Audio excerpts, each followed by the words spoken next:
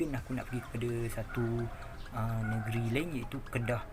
Kedah ni aku tak nak cerita yang sekarang ni bagi aku tak terlalu teruk, sebab sebenarnya mungkin salah faham antara management je dengan player, yang mana pasal gaji tu kan. Tapi sebenarnya semua kelab ada masalah pasal benda tu.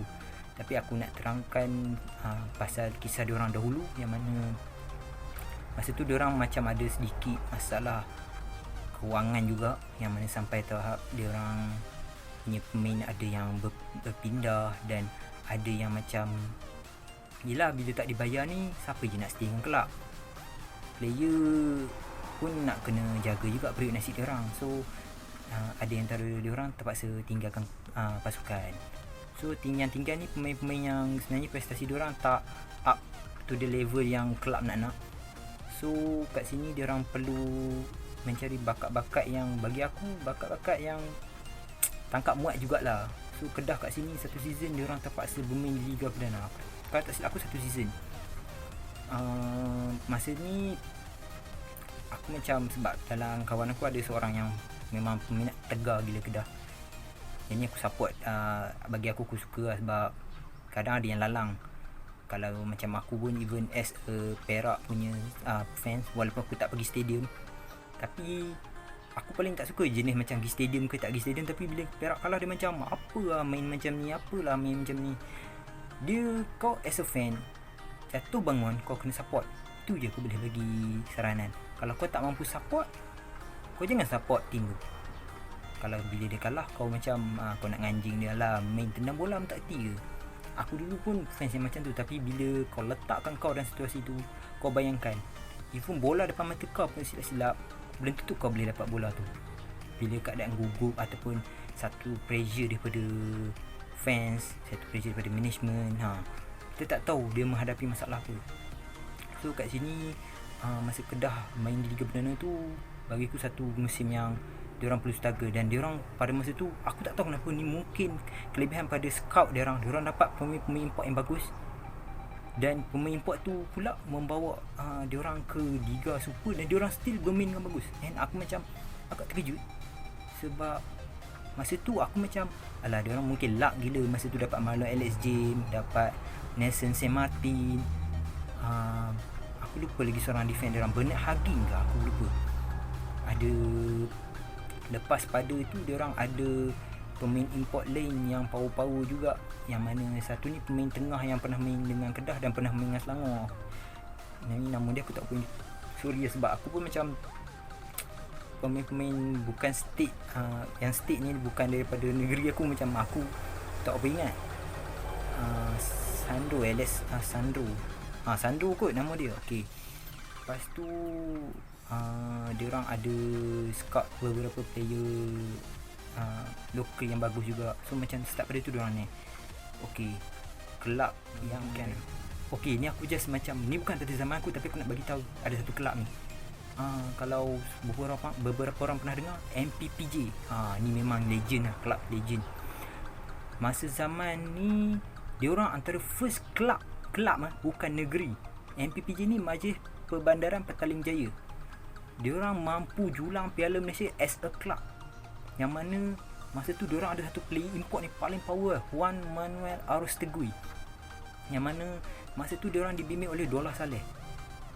Which bagi aku macam, like seriously lah, kau boleh menang Piala Malaysia as a club. Dia, kalau kau bagi contoh kat aku, PKNS menang club as a club untuk Piala Malaysia. Dan juga contoh lagi, mungkin Kelantan United menang Piala Malaysia, mungkin Sarawak United. So macam kau boleh bayangkan tak, diorang satu kelab yang kelab macam tak adalah kau nak expect lebih, tapi kau boleh dapat kejayaan macam tu. Dan diorang ni mula down lepas, sebenarnya selepas Dola Saleh dan juga Juan Manuel Arostegui ni belah. Betapa pentingnya dua watak ni dalam MPPJ ni, yang mana lepas je Juan Manuel Arostegui dengan Dola Saleh ni belah, kau boleh nampak prestasi diorang merudum, dan diorang dibeban dengan hutang, yang mana play star tak boleh dibayar, ada masalah gaji tertunggak. So kat sini Orang mana STB kalau tak silap aku pergi ke Selangor. Darussalim aku tak pasti pergi ke Selangor ataupun mana. Dan kat sini bila dah player star banyak, kau punya dana tak besar dah, mungkin kau punya performance pun dah tak berapa up to the par yang korang atau management nak. So bagi aku sangat penting lah kau punya line up kat sini. Kau tak boleh nak kata kau tangkap muat dia ambil player. So MPG ni memang legend lah. Siapa yang tengok bola diorang ni pada zaman 2000, awal 2000 kot, aku pun tak apa sure, ni lama jugalah, kira sejarah jugalah tim ni. Okay, aku ada 2 lagi tim tapi aku macam tak ada berapa banyak data pasal tim ni. Tapi satu tim ni bekas kelab Safiq Rahim. Sebelum Safiq Rahim main dengan Selangor, ramai orang tak tahu dia main dengan KL Plus, yang mana kelab ni pun tak banyak dah player yang ada. Bekas-bekas yang bermain dengan kelab ni ramai power. Safiq Rahim, Noh Hafiz Zamani Misbah,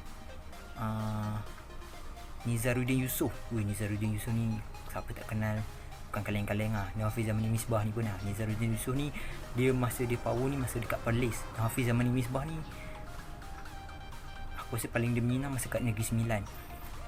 Macam tadi ada player kat Iwan Fadi Idrus, Nazrin Nawi pun tak silap aku pernah main dengan kelab ni.